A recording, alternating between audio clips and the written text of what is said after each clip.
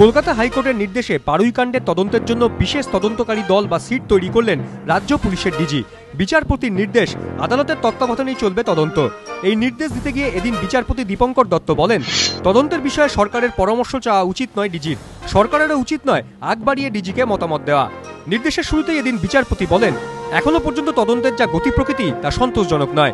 এই পরিস্থিতিতে তদন্তকে সঠিক পথে এগিয়ে নিয়ে যেতে বিশেষ তদন্তকারী দল বা সিট গঠন করতে হবে।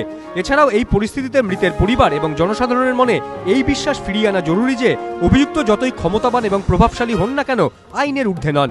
এরপরই বিচারপতি দীপঙ্কর দত্ত নির্দেশ দেন, পাড়ুইকাণ্ডের তদন্তে একটি বিশেষ তদন্তকারী দল গঠন করার দায়িত্ব দেওয়া হলো রাজ্য পুলিশের ডিজিকে, যা আদালতের তত্ত্বাবধানের দ্রুততার সঙ্গে তদন্তের কাজ এগিয়ে নিয়ে যাবে। একই সঙ্গে বিচারপতি মন্তব্য করেন, বর্তমান পরিস্থিতিতে রাজনৈতিক রেষারেষি এই খুনের কারণ বলে মনে হচ্ছে। সম্প্রতি 5 কম গুরুত্বপূর্ণ অভিযুক্তকে গ্রেপ্তার করা হলেও এখনো মূল অভিযুক্তদের নাগাল পাননি 2 তদন্তকারী অফিসার। হয় তারা চাপের কাছে নতি স্বীকার করেছেন, নয়তো ভবিষ্যতের বিপদ এড়াতে চাইছেন।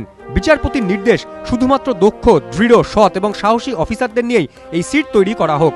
দুর্বল এবং তোষামতকারী অফিসারদের যেন এই সিটের সদস্য না করা হয়। নিজের দায়িত্বে তদন্তকারী দলের সদস্যদের নির্বাচিত করবেন ডিজি।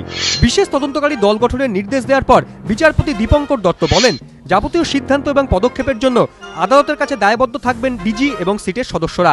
তদন্তের স্বার্থে নেওয়া কোনো পদক্ষেপ যা প্রশাসনকে অখুশি করতে পারে, তার জন্য জবাবদিহি করতে বাধ্য নন ডিজি এবং সিটের সদস্যরা। আমার বিশ্বাস, রাজ্য পুলিশের মৃত গৌরব পুনরুদ্ধারে চেষ্টার কোনো ত্রুটি রাখবেন না ডিজি। এবিপি আনন্দ।